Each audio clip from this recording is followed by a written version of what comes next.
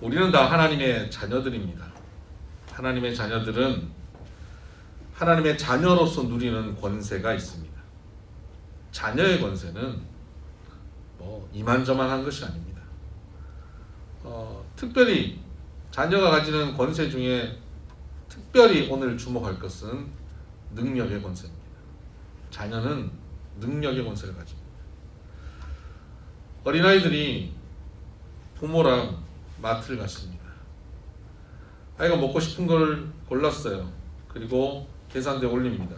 그리고 이 계산을 내가 어떻게 할까를 고민하겠습니까? 아니면 엄마를 쳐다보겠습니까? 엄마를 쳐다보는데 엄마가 사도 돼 그러면 계산되는 거고, 이거는 안 돼 그러면 안 되는 거예요. 결정은 엄마에게 있는 거죠. 그리고 그 계산할 수 있는 능력도 엄마에게 있는 겁니다. 내가 돈이 없어도 엄마가 오케이 하면 내가 돈이 없어도 그걸 살 수 있는 겁니다. 엄마와 함께 아빠와 함께 마트에 갔음에도 불구하고 이건 엄마가 아빠가 사줄 돈이 없을 거야 그러고 자기의 능력으로 능력껏 주머니에 넣어서 몰래 나와가지고 엄마 아빠에게 엄마 아빠 돈 없는 줄 알고 내가 이거 가져왔어 잘했지. 그러면 얼마나 부모의 마음이 이어지겠습니까? 여러분, 우리는 하나님의 자녀의 권세를 가진 사람들입니다. 하나님의 능력으로 이 땅을 살아가는 사람들입니다. 우리가 살아가는 삶의 자리에 여러 가지 문제들이 있고 풀어야 될 숙제들이 있지만 그것을 풀 수 있는 능력은 아버지 하나님께 있음을 믿으시기를 바랍니다. 그런데 아버지 하나님이 그 능력으로 이 문제를 해결해 가실 텐데 그 능력이 이건 해결 못 하실 거야. 그 능력이 나를 돕진 않을 거야 라고 생각하고 나의 잔머리로, 나의 수완으로, 나의 방법으로 그것을 해결해 가려고 노력하고 산다면 그 참 안타까운 일입니다. 마트에서 자기의 잔재주로 몰래 과자를 빼돌리는 아이와 같다고 할 수 있습니다. 우리는 자녀의 권세로 살아야 됩니다. 하나님께서 주시는 능력으로 살아내야 됩니다. 성경에 있는 많은 위인들이 어느 누구도 자기의 힘으로 살아낸 사람은 없습니다. 다 하나님의 권세와 능력으로 산 사람들입니다. 모세는 태어나자마자 죽어야 하는 운명 앞에 처했지만 그는 하나님의 능력으로 살았습니다. 그저 살아 생존한 것이 아니라 이집트의 왕립학교에서 공부하게 되는 겁니다. 다윗은 돌멩이 몇 개만 들고 골리앗 앞에 섰습니다. 그러나 돌멩이의 힘과 능력이 아니라 하나님의 능력으로 승리하게 됩니다. 다니엘은 포로로 잡혀갔지만 하나님의 능력으로 나라가 3번이 바뀌어도 왕은 바뀌어도 고위공직자로 있었던 다니엘의 자리는 흔들리지 않습니다. 그들은 모두 그들의 능력 가운데 살지 않았습니다. 하나님의 능력으로 살았습니다.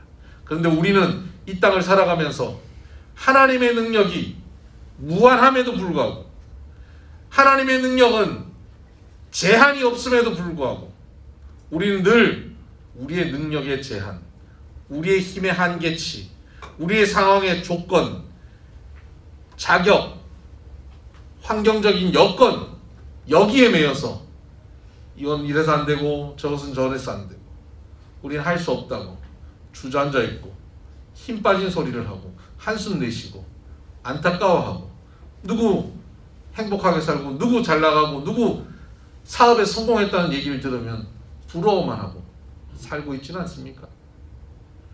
우리에게는 우리의 한계가 분명히 있고 우리의 부족함이 분명히 있음에도 불구하고 우리에게는 하나님의 자녀의 권세가 있음을 우리는 기억하고 살아야 합니다. 그리고 그 자녀의 권세를, 능력의 권세를 누리며 살게 되기를 주의 이름으로 축복합니다. 하나님의 능력은 언젠가 성경에서 과거에 그때 그곳에서 일어났던 능력이 아닙니다. 저는 목사의 손자로, 목사의 아들로, 목사가 되어가는 과정으로 자라가면서도 불구하고 성경 안에 있는 역사와 능력은 그때 그랬었겠지라고 생각하고 살았습니다. 제가 전도사 시절에 여름 성경학교 수련회 이렇게 나가면 애들이 밖에 나갔으면 음식을 잘못 먹기 때문에 배가 아픈 경우들이 많아요. 문제가 생겨요. 그러면 선생님들이 막 달려옵니다. 전사님 누가 배가 아프대요. 전사님 기도 좀 해주세요. 그러면 제가 그래요. 아니 애가 아프면 약을 먹여야지 왜 나한테 기도해달라고 그러냐고. 요새는 그 신유의 능력은 다 의사와 약사한테 다 주셨다. 그 약을 먹이라고 그랬습니다. 저에게는 확신이 있었습니다. 하나님의 능력은 성경이 기록된 그때에는 나타났지만 오늘 여기는 나타나지 않을 거라는 확신이 있었습니다. 지금 여기에는 그 능력이 안 이루어질 거라는 믿음이 제게는 너무 분명히 있었습니다. 그렇게 살던 저에게는 아무런 능력이 나타나지 않았습니다. 그러던 어느 날 하나님께서 제 마음을 바꾸셨습니다. 믿음을 허락하셨습니다. 그리고 성경을 읽는데 그때 그러셨으면 지금도 이러시지라는 확신이 생겼습니다. 하나님은 늙지 않으시다는 것을 알게 됐습니다. 하나님은 어제나 오늘이나 변함이 없으시다는 사실을 알았습니다. 그런데 왜 어제는 그때는 그곳에서는 능력이 나타나는데 이제는 지금은 여기는 왜 능력이 나타나지 않을까? 하나님은 변함이 없으신데 왜 능력이 나타나지 않을까를 생각해 봤더니 하나님은 변함없으시는데 그때 그 시절 그 자리에 있었던 그 다윗의 믿음과 오늘 이 시간 이 자리에 있는 나의 믿음은 다르더라는 겁니다. 능력을 주시는 하나님의 능력은 변함없고 하나님의 성품은 변함없는데 그 능력을 받아 누리는 그 능력을 사용하는 당사자인 나는 달랐던 거예요. 믿음이 있느냐 없느냐에 따라서 그 능력이 오늘 내게 나타나기도 하고 나타나지 못하기도 하는 것입니다. 저는 이러한 능력이 오늘 우리 성도님들의 삶의 자리에 가득하게 나타나기를 바랍니다. 기적은 어쩌다가 일생에 한두 번 경험하는 일이 아니라 날마다 주의 능력으로 삶으로 기적이 우리의 일상이 되어지는 인생 되기를 주의 이름으로 축복합니다. 오늘 본문에 게네사렛 지역이라고 하는 동네가 나오는데 이 지역은 기적이 일상이 되어버린 지역이고 기적이 그 중에 특별한 믿음 좋은 누구 한 사람에게 나타나는 것이 아니라 마을 전체에 기적이 나타나는 것을 볼 수 있습니다. 예수님께서 그 지역을 방문하셨는데 사람들이 병자를 침상채 메고 예수님이 어느 동네 가셨다, 어느 거리에 가셨다 그러면 그곳으로 뛰어다니는 거예요. 그리고 침상채 병자를 눕혀놓고 예수님께 손을 대도 되는지를 여쭤보고 허락을 받고는 예수님의 옷자락을 손을 댑니다. 손을 대는 자마다 어떻게 됩니까? 다 성함을 얻었다라고 성경은 기록하고 있습니다. 동네에서 한두 명 기적이 나타나도 놀라운 일일 텐데 온 동네 곳곳에서 계속 기적이 나타나고 있는 것입니다. 저에게는 바람이 있습니다. 우리 교회가 이런 게네사렛 동네 같은 그런 교회가 되기를 바랍니다.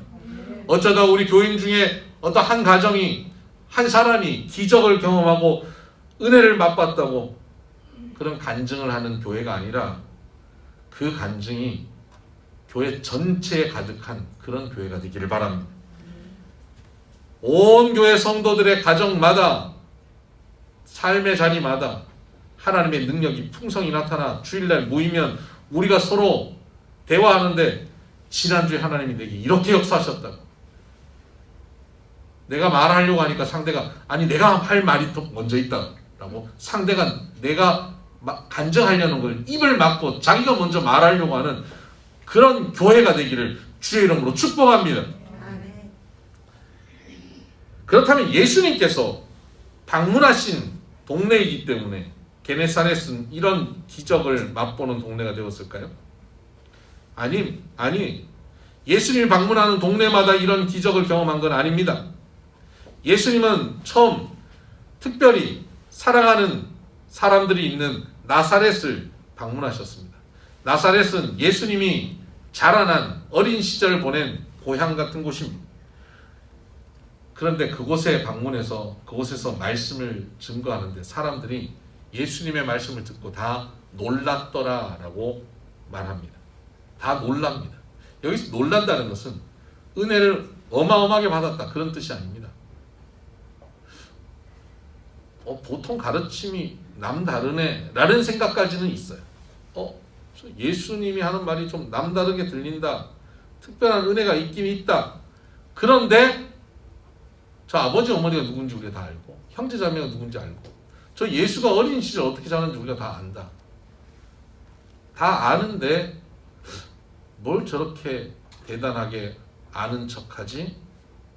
이런 태도가 나사렛 사람들에게 있었던 겁니다. 예수님에 대한 선입견을 갖고 있다 보니까 예수님의 능력이 나타나고 말씀의 능력, 권세가 나타나는데 그것을 받아들이지 못하는 겁니다. 내가 이미 알고 있는 것으로 예수님의 능력이 나타나는 것을 제한해버립니다. 마가복음 6장 5절을 보십시다. 나사렛에서 동네 사람들이 예수님에 대해서 그렇게 거부할 때 예수님은 그곳에서 이렇게 반응하십니다. 5절입니다. 거기서는 나사렛에서는 아무 권능도 행하실 수 없어 다만 소수의 병자에게 안수하여 고치실 뿐이었고 그들이 믿지 않음을 이상히 여기셨더라. 예수님께서는 그곳에서 아무 권능도 행하실 수 없었습니다. 예수님이 하실 수 없었습니다. 예수님은 전능하신 하나님이십니다. 그런데 예수님이 능력이 없어서 못하셨을까요? 우리의 믿음이 없어서 못하신 겁니다. 우리가 예수님을 기대하지 않고 예수님을 인정하지 않기 때문에 예수님이 행하실 수 없던 겁니다. 여러분, 제가 예전에 어느 고등부 전도사로 부임했을 때가 있습니다. 처음 그 전사로 이제 부임을 하는데 부임하기 일주일 전에 그 교회 부장 집사님과 총무 집사님이 전도사인 저를 먼저 만나서 이 부서에 대해서 설명을 하겠다고 만났습니다. 만났는데 이분들이 저한테 처음 전도사로 부임하는 전도사면 만나면 대략 어떻게 하시겠습니까? 여러분은 어떻게 하시겠어요? 어느 식당에 모시고 가서 식사 대접을 하고 그 찻집에 가서 차를 마시고 뭐 이런 과정들이 있겠죠. 교회로 오라 그러더라고요. 교회로 갔더니 교회에도 제일 어두컴컴한 데 가가지고 거기 자판기 커피를 이렇게 빼갖고 주는 거예요. 주면서 올해 어떻게 하실 건지 한번 의견을 한번 내놓으세요 이래요. 굉장히 불쾌했어요. 근데 제가 열심히 설명했습니다. 열심히 설명했더니 이분들이 그거 우리 다 해봤는데 그거 별거 없던데 이런 식이에요. 얼마나 기분이 나쁘든지.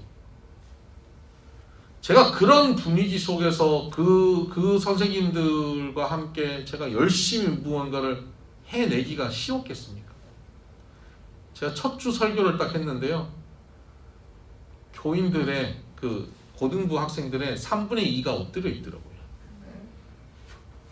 설교 시작도 하기 전에 엎드려 있는 거예요. 제가 그날 집에 돌아가고 제 아내를 붙잡고 울었어요. 진짜 내가 왜 이 교회를 왔는지 모르겠어요. 제가 그 아이들을 붙잡고 열심히 사역할 수 있는 힘과 능력이 있는데 경험도 있는데 말씀도 열심히 준비했는데 그걸 가서 즐겁게 기쁘게 해낼 자신이 없어요. 하나님의 은혜로 그곳에 놀라운 은혜가 임하고 부흥이 임해서 많은 변화가 있었죠. 그때 자란 청소년이 우리 안소나 집사예요. 네, 그렇게 변화되고 성장하게 됐죠. 예수님도 인격체십니다. 제가 인격적이기 때문에 저를 인격적으로 무시하니까 제가 거기서 뭔가를 해내기가 무척 힘들었던 겁니다. 예수님도 인격적이세요. 인격 그 자체십니다. 예수님은 우리가 거부하고 인정하지 않고 믿어드리지 않으면 예수님은 능력이 있지만 능력을 행하실 수가 없게 됩니다. 오늘 우리에게 예수님이 찾아오셨습니다. 우리는 예수님의 은혜 가운데 거합니다. 하나님의 자녀의 권세가 주어져 있습니다. 그런데 우리가 그 하나님에 대해서, 예수님에 대해서 존중하지 않고, 인정하지 않고, 거부하고 있고, 우리가 아는 그 신앙의 지식, 종교적인 선입견 이런 거 가지고 차단하고 있으면 하나님의 전능함이 우리에게 결코 나타날 수 없습니다. 어떤 일에 있어서 먼저 이게 되겠나? 이 일이 뭐 되겠나? 이건 불가능하지라고 말하는 순간 내 아버지 되신 하나님께서 일을 행하실 수 없는 겁니다. 이스라엘의 하나님께서는 사마리아 성이 그 아람 군대에서 포위당하고 먹을 것이 없어서 굶어 죽어가고 있을 때 하나님께서 이제 내일 아침이면 양식을 주시겠다 약속하십니다. 선지자를 통해서 말씀하셨습니다. 엘리사가 말씀을 전했습니다. 그런데 그 말씀을 들었던 신하가 뭐라 그럽니까? 하늘에 창을 낸들 그런 일이 벌어지겠느냐라고 비웃어버립니다. 그는 그 역사에 참여하지 못하게 됩니다. 하나님의 역사를 눈으로 보지만 그 역사를 경험하지 못하게 됩니다. 오늘 우리가 하나님께서 우리에게 주시는 은혜와 능력이 풍성함에 불구하고 우리가 우리 스스로 판단으로 내뱉어버리는 말들이 하나님의 능력을 나에게서 차단한다는 사실을 기억하시길 바랍니다. 하나님은 믿음으로 반응하는 자에게 하나님의 능력을 나타내십니다. 하나님의 능력이 오늘 여러분에게 나타나지기를 바랍니다. 오늘 본문의 6장의 게네사렛 사람들은 바로 그 능력을 가진 사람들입니다. 믿음으로 반응하여 하나님의 능력을 가져내는 능력 말이에요. 53절을 보니까 6장 53절을 보니까 건너가 게네사렛 땅에 이르러 대고 배에서 내리니 사람들이 어떡합니까? 사람들이 곧 예수신 줄을 알고 그 온 지방으로 그 주변을 막 다니면서 그냥 다녔습니까? 달려 돌아다니며 급한 거예요. 이 예수님이 오셨는데 급한 거예요. 너도 나도 빨리 예수님 만나야 되니까 너무 귀한 기회를 놓치게 하면 안 되니까 막 달려가는 겁니다. 달려서 돌아다니며 예수께서 어디 계시다는 말을 듣는 대로 사람들은 병든 자를 침상채로 메고 나아오니. 여러분 얼마나 예수님을 존중하는 태도입니까? 예수님을 메시아로 인정하는 거거든요. 예수님을 주님으로 인정하는 거예요. 그분의 능력을 인정하는 거예요. 침상채로 메고 오는 겁니다. 오늘은 컨디션이 좀 너무 어려워서 나가기 힘들어? 그럼 뭐 다음 기회에 가자 하고 놔두는 게 아니에요. 내가 오늘 컨디션이 힘들어서 내가 나가기 힘들 것 같은데. 그래? 그럼 가만히 누워있어. 우리가 널 메고 가마 하고 메고 뛰어가 버리는 거예요. 이 사람의 기분, 이 사람의 감정도 중요한데 지금 예수님을 만나는 게 중요하니까 예수님께 막 뛰어가는 거예요. 예수님을 그만큼 존중하고 있는 거예요. 온 동네가 이런 분위기가 형성됐다는 거죠. 여러분, 우리 교회가 이런 분위기가 형성되기를 바랍니다. 그냥 주일 예배 오는 것이 그냥 일상적인 형식적이어서 그냥 뭐 주일 예배 뭐 이번 주 못 들으면 다음 주에 또 드리고 말씀 뭐 또 이번 주 못 들으면 다음 주 또 듣고 이런 것이 아니라 내가 오늘 주일 예배를 통해서 하나님을 또 만나고 하나님이 공급하신 힘과 능력으로 또 한 주간 살아가야 돼. 하나님께서 오늘 주일 예배를 통해서 내게 힘 주시지 않으면 나는 살아갈 힘이 없어 하는 마음으로 기대로 벅찬 가슴으로 주일 교회 오는 거예요. 그렇게 달려나오는 겁니다. 그렇게 예배에 앉아 있는 거예요. 찬양을 하나 해도 기도를 해도 말씀을 들어도 그 벅찬 가슴으로 듣기 시작하는 겁니다. 여기에 기적이 일어나는 겁니다. 여기에 능력이 있습니다. 오늘 이 본문에 나오는 게네사렛 동네 사람들이 병자들이 침상채로 메고 와서 예수님 옷에 손을 대도 될까요? 여쭤보고 손을 댔어요. 손을 대니까 다 고침을 받았어요. 병 고침 받기 위해서 예수님께 손을 댔더니 나았단 말이에요. 그런데 6장에 바로 이런 사건이 있기 전에 3장에 보면 사람들이 예수님께 병 고침 받기 위해 손을 대는 사건들이 또 나와요. 3장 9절을 보십시다. 3장 9절. 마가복음 3장 9절. 예수께서 무리가 에워싸 미는 것을 피하기 위하여 작은 배를 대기하도록 제자들에게 명하셨으니 이는 많은 사람을 고치셨으므로 병으로 고생하는 자들이 예수를 만지고자 하여 몰려왔음이더라.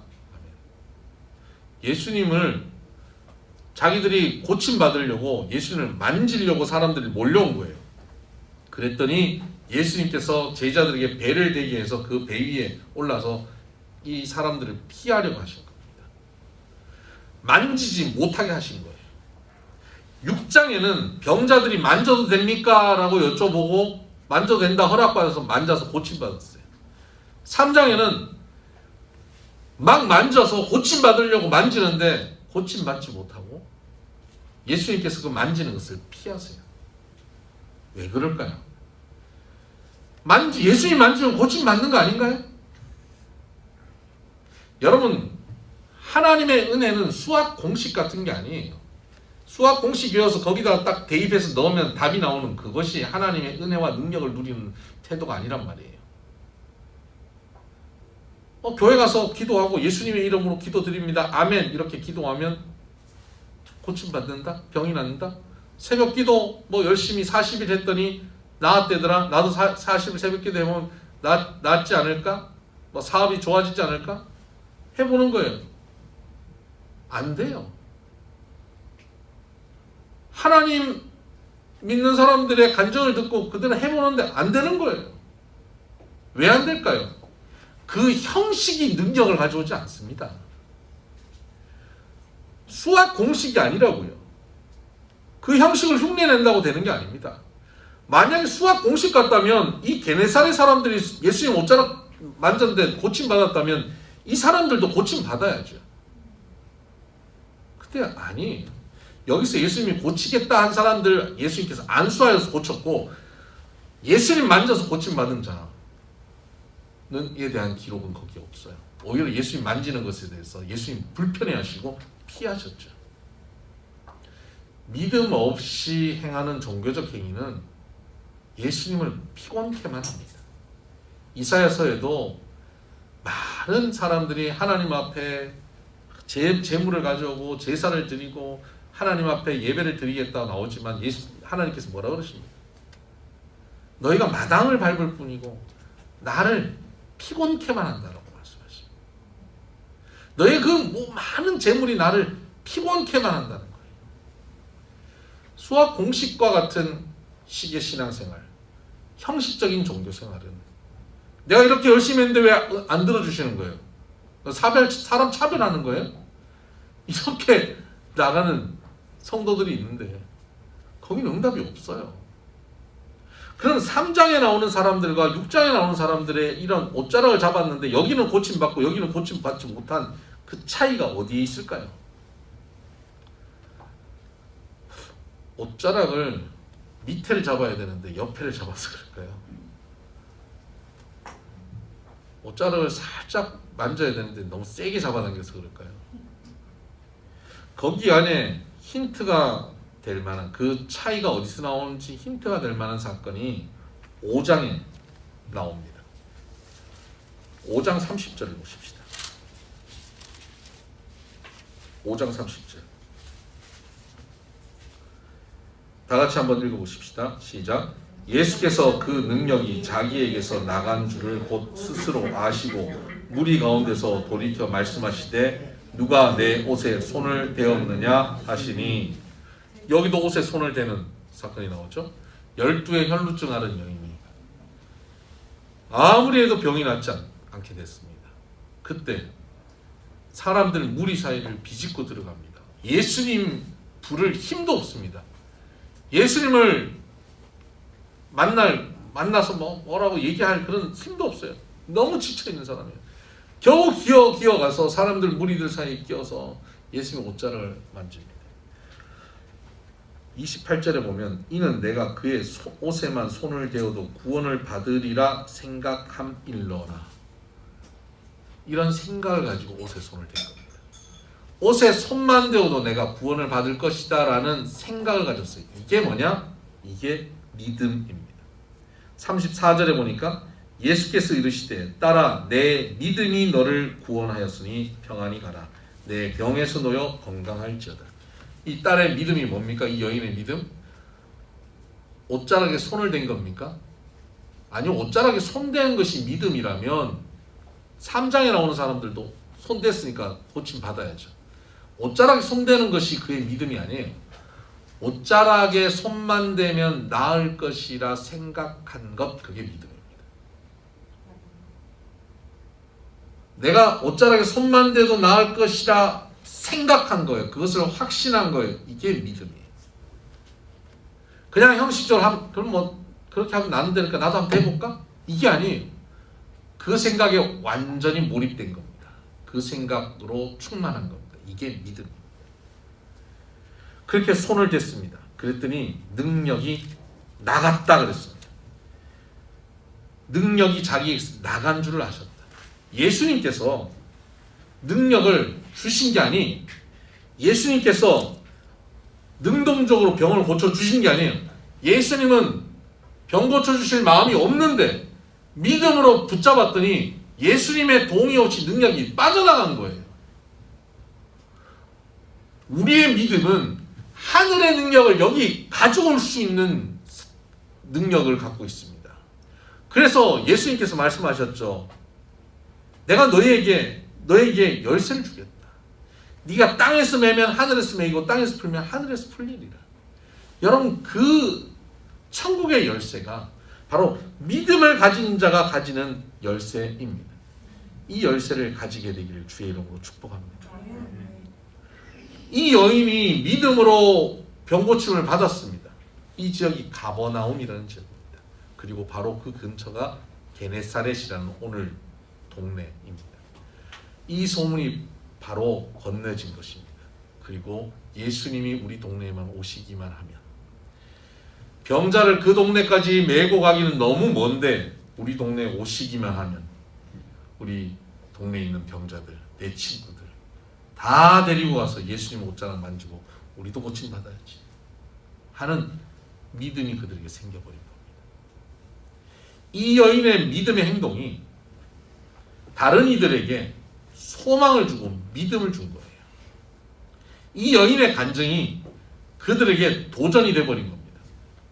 어쩌면 이 동네에 있는 사람 중에 어떤 사람은 마가복음 3장에 예수님 만지려고 덤벼들었던 사람도 있을 수 있어요.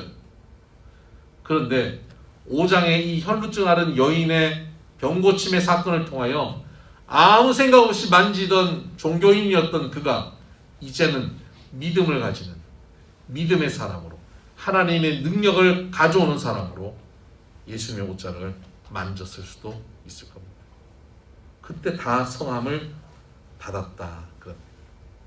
여러분, 오늘 우리는 우리 주변에 이런 신앙 고백하는 사람들의 간증들을 들을 때가 있습니다. 그럴 때 여러분은 어떤 반응들을 하십니까? 아, 좋겠다. 저 사람 믿음이 좋아서. 아, 하나님 저 사람 참 너무 사랑하나 보다. 아, 하나님은 저 병 고치는 데는 역사하시는데 사업을 성공시키는 데는 역사를 안 하시나 보다. 이렇게 늘 생각을 하시죠. 그 간증을 들으면서 컴플렉스에 빠지는 분들 계세요. 아, 저 사람은 저렇게 하는데 나는 왜 이렇지? 이렇게.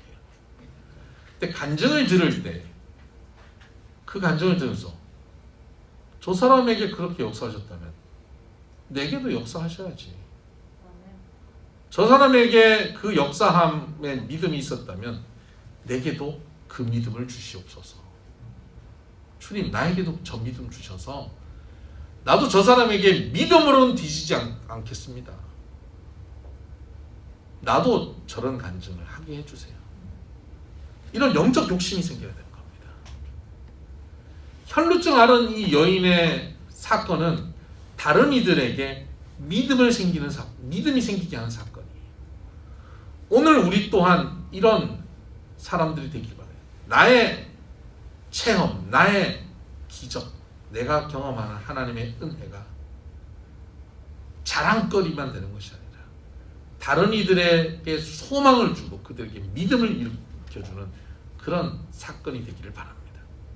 우리 교회 안에 이런 사건들이 많아지기를 바라요. 간증해서 다른 이들의 믿음을 키우는 일들이 많아지고 또 그 간증을 들으면서 소망을 가지고 영적 욕심을 가지고 믿음을 가져서 또 나에게 또 다른 사건이 일어나게 되는 일들이 우리 교회 안에 가득하게 되기를 바랍니다.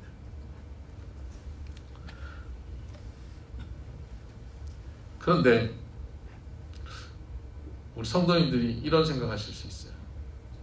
아, 그 당시는 혈루증 앓은 여인이 옷자락을 잡았으니까 그 소문 듣고 옷자락 잡아서 낫는 사람도 있었지. 나도 주님 옷자락 잡으면 나을 줄 나도 믿어. 근데 그 옷자락이 어딨냐 말이야. 예수님 옷 파는 가게 어디 없어요? 이러고 돌아다녀야 되는 거 아닌가요? 오늘 내가 붙잡을 옷자락이 어디 있습니까? 예수님 승천하셔서 안 계시는데 그 옷자락이 어디 있을까요? 있습니다. 보여드릴까요? 여러분 옆에 한번 보세요. 옆 사람들이 입고 있는 옷이 예수님 옷자락이에요. 왠지 아십니까? 우리가 예수님의 몸이 교회이기 때문에 그렇습니다. 교회는 예수님의 몸이에요. 여러분 옆에 있는 분들이 다 교회예요. 교회의 지체예요. 주님의 몸의 지체라고요. 지체라고 하는 건 팔, 다리, 지체잖아요. 예수님의 팔이 여러분 옆에 있어요. 지금 그 팔이 덮고 있는 그게 뭡니까? 예수님 옷이지 뭡니까 그게. 그래서 오늘 우리는 어떻게 해야 됩니까? 교회의 이름으로 모여서 성도들이 함께 기도하면 거기에 하나님의 능력이 나오게 되어 있는 겁니다. 교회의 기도는 역사하는 힘이 있다고 했습니다. 여러분 우리 한 사람이 그냥 기도하는 것과는 차원이 달라요. 교회의 이름으로 비손 교회가 교회의 이름으로 모이고 교회의 이름으로 성경 공부를 하고 교회의 이름으로 만남을 가지고 신방을 하고 예배를 드리고 교회의 이름으로 함께 모인 그 자리에 그곳에 우리는 주님의 옷자락을 붙잡는 기회를 가지게 되는 겁니다. 그 순간 우리가 함께 기도할 때 하늘 문이 열립니다. 그 순간 능력이 나옵니다. 병의 근원이 마르는 역사가 일어날 것입니다. 여러분, 그래서 우리는 교회로 모이고 교회로 함께 하나님께 예배하고 기도하는 것이 중요합니다. 이제 코로나19 또 이제 조금씩 이제 방역 부분도 풀려가죠. 아마 다음 주 지나면 위드 코로나가 될 거라고 아는데 이제 그러면 온라인으로 예배드리는 우리 성도님들도 더 나오셔야 됩니다.